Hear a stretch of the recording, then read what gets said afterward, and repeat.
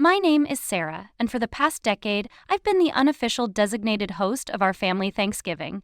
It wasn't something I initially volunteered for, it just sort of happened the year my mother decided she was retiring from holiday hosting duties. I've done my time, Mom announced during a Sunday dinner in October 10 years ago.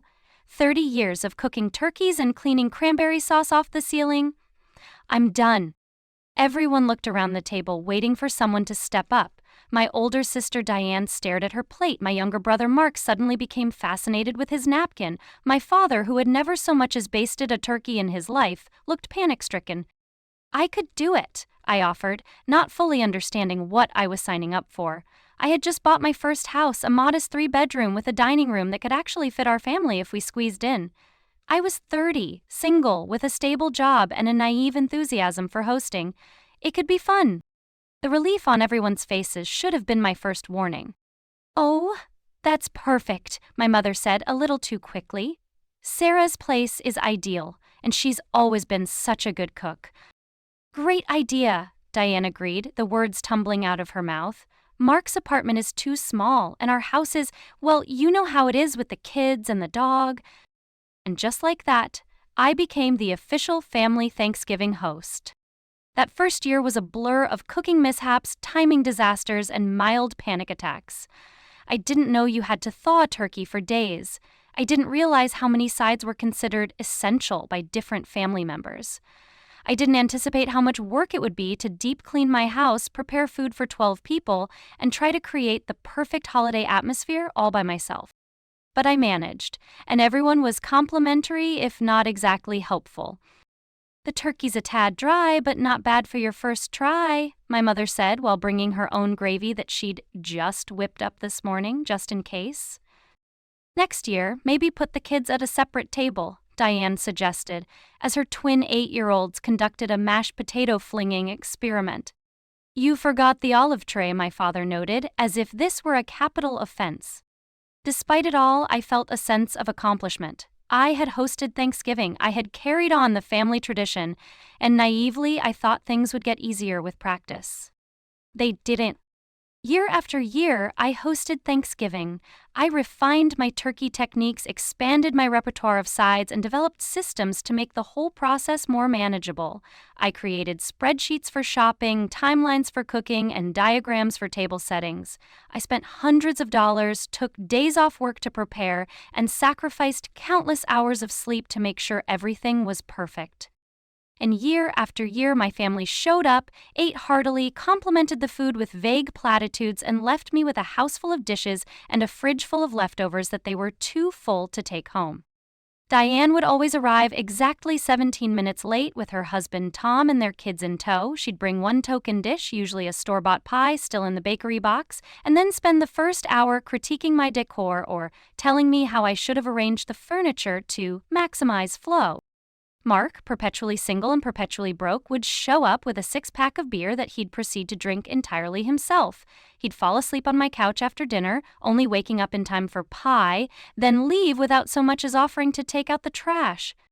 My parents would arrive early, which sounds helpful but wasn't.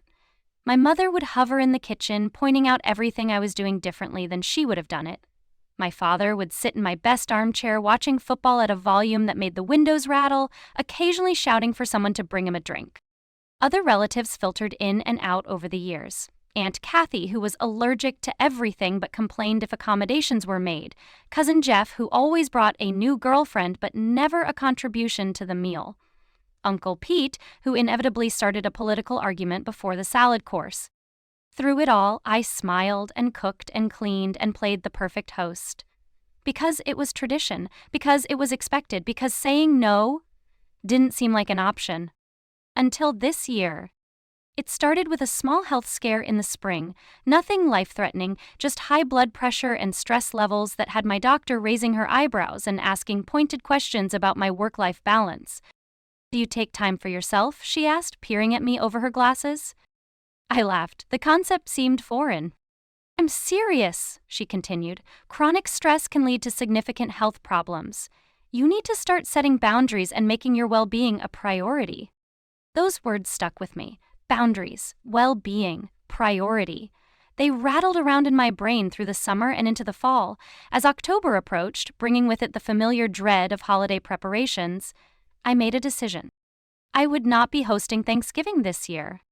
The family group text seemed like the most efficient way to break the news. "Hey everyone," I wrote one evening after fortifying myself with a glass of wine. "I wanted to let you know that I won't be able to host Thanksgiving this year. I'm looking forward to celebrating with all of you wherever we end up gathering. Let me know if you need any of my recipes." I pressed send and put my phone down, heart racing as if I'd just confessed to a crime. The responses came in quickly. "What? Why not?" from Mom. "Where are we supposed to go?" from Dad. "Does this mean I have to do it? My apartment barely fits me," from Mark. And then Diane cutting straight to the accusation, "This is very last minute, Sarah. We all count on you for Thanksgiving. It's only October 10th, but still, some warning would have been nice." I took a deep breath and typed a reply. "I know it seems sudden, but I've been thinking about it for a while. My doctor suggested I reduce stress, and honestly, I could use a break this year. I'm happy to share all my planning documents with whoever wants to host." The typing bubbles appeared and disappeared for several minutes. Finally, Diane responded, "I think you're being a bit dramatic. Hosting one dinner isn't that stressful. Mom did it for 30 years. I felt my temperature rising. One dinner? As if I hadn't spent a decade orchestrating an elaborate feast while everyone else just showed up hungry. As if the weeks of planning, shopping, cleaning, and cooking were just a small inconvenience. "It's not just one dinner," I replied, trying to keep my tone neutral. "It's weeks of preparation, hundreds of dollars, and days of work. I've done it for 10 years, and I need a break." "We all have stress," Diane shot back.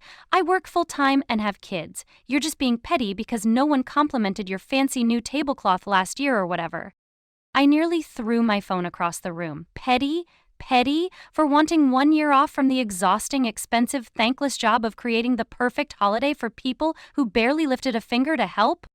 Before I could type something I'd regret, my mother jumped in. "Girls, please, this isn't helpful. Sarah, we appreciate everything you've done over the years, but it is tradition now and everyone looks forward to gathering at your house. Maybe we could all pitch in more this year to make it easier on you?" It was the same empty promise I'd heard before. Everyone would pitch in by bringing a bag of dinner rolls or showing up an hour early to stand in my kitchen asking where I kept the wine opener. "I've made my decision," I typed firmly. "I won't be hosting this year. Someone else will need to step up." Then I muted the conversation and poured myself another glass of wine, equal parts terrified and exhilarated by my own rebellion. The next week was frosty. My mother called twice, making thinly veiled attempts to change my mind. "Everyone's so disappointed," she sighed. "The kids keep asking if they'll still get to see Aunt Sarah's Christmas Village display." The Christmas Village that took me 3 hours to set up and that Diane's twins had partially destroyed last year. Mark texted to ask if I was still having a tantrum about Thanksgiving or if I'd come to my senses yet. I didn't dignify it with a response. But Diane was the worst. She called on a Wednesday night as I was getting ready for bed. "This is ridiculous," she said without preamble when I answered. "It's tradition, Sarah. You always do it." "Traditions can change," I replied, trying to keep my voice steady. "I've hosted for 10 years straight. Someone else can take a turn." "But your house is perfect for it," she insisted. "Our place is under renovation. You know that." It was true that Diane and Tom had been renovating their kitchen, a project that had mysteriously been ongoing for 3 years and always seemed to intensify around major holidays. "Mom and Dad are too old to host, and Mark lives in that tiny apartment," she continued. "It has to be you." "It doesn't have to be anyone," I said. "We could go to a restaurant or skip it this year, or someone could step up and host despite imperfect circumstances, like I did when I lived in my starter home with 1 bathroom and a dining table that barely fit 6. "I can't believe you're being so selfish," Diane said, her voice rising, "after everything the family has done for you." That pulled me up short. "What exactly has the family done for me, Diane?" I asked quietly. "What do you mean? We've always been there for you." "Been where exactly? When I had surgery 2 years ago, who came to help me while I recovered? When I got laid off from my job, who checked in regularly to see if I was okay?"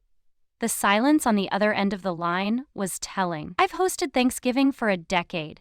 I've driven Mom to every doctor's appointment since Dad stopped driving at night. I helped Mark move 4 times in 3 years.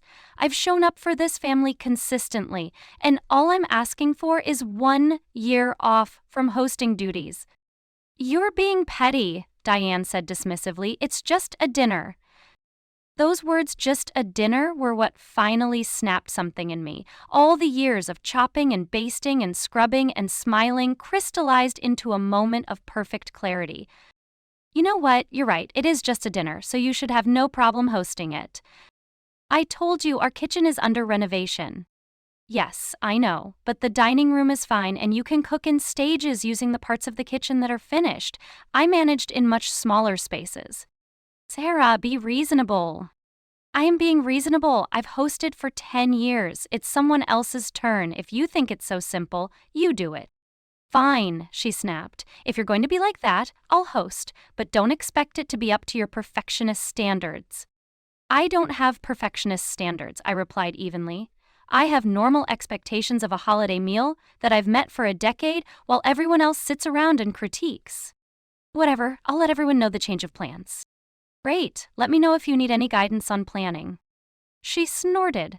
I think I can handle making a turkey and some sides without your spreadsheets.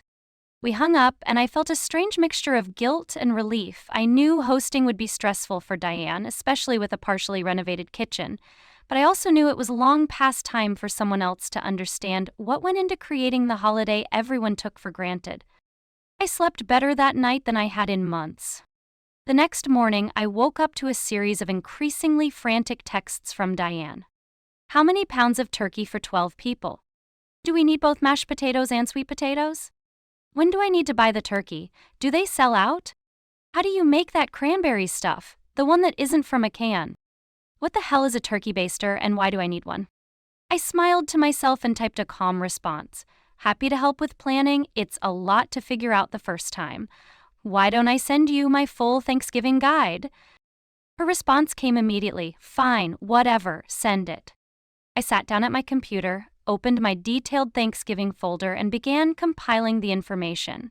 But as I worked, a thought occurred to me.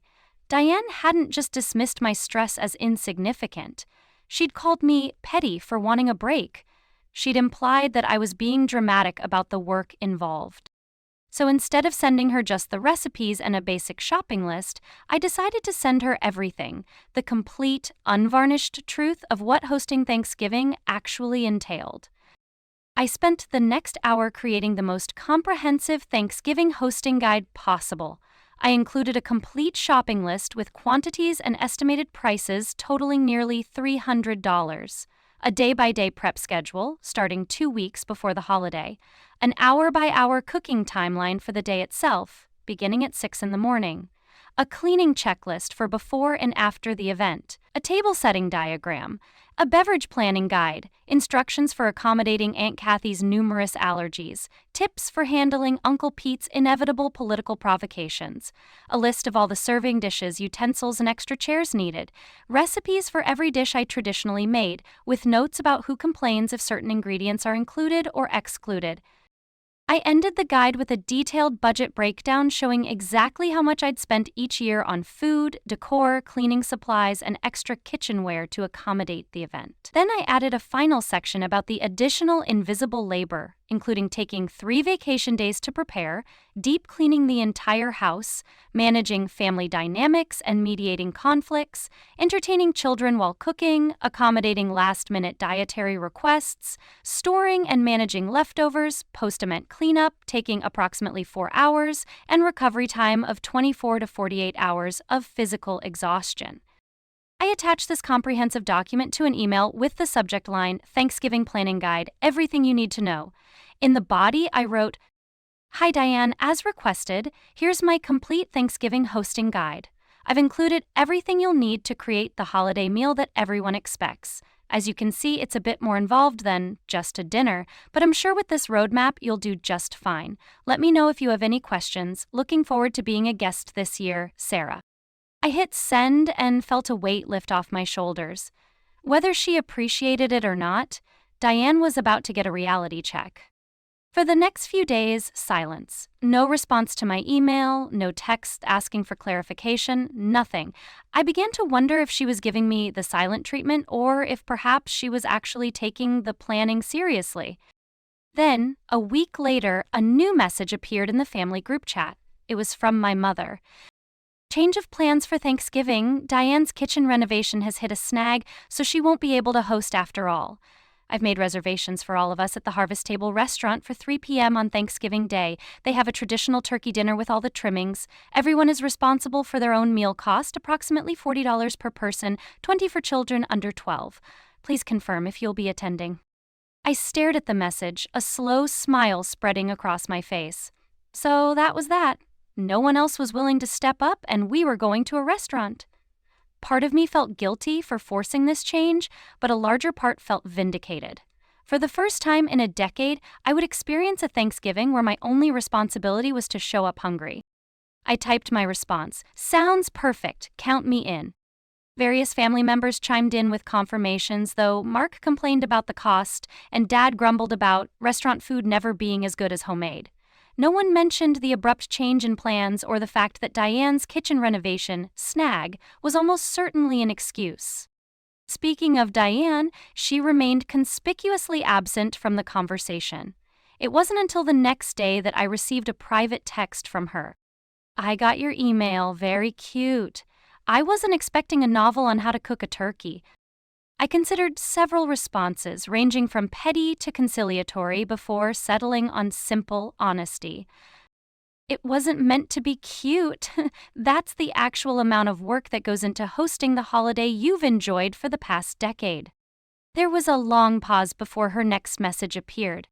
"I had no idea it was that involved, or that expensive. Why didn't you ever say anything?"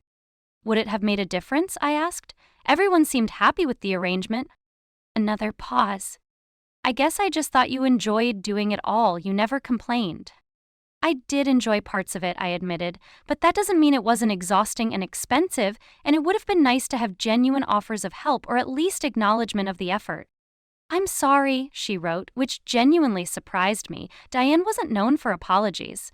"I should have seen how much work you were putting in, and I shouldn't have called you petty for wanting a break." I felt something soften inside me. "Thank you for saying that." "For what it's worth," she added, "I was actually planning to try hosting, but when I saw everything involved, I panicked. Our renovation really did hit a snag, but I probably would have backed out anyway. It's overwhelming." "It is," I agreed, "especially the first time. That's why I suggested we could all take turns or find an alternative like the restaurant."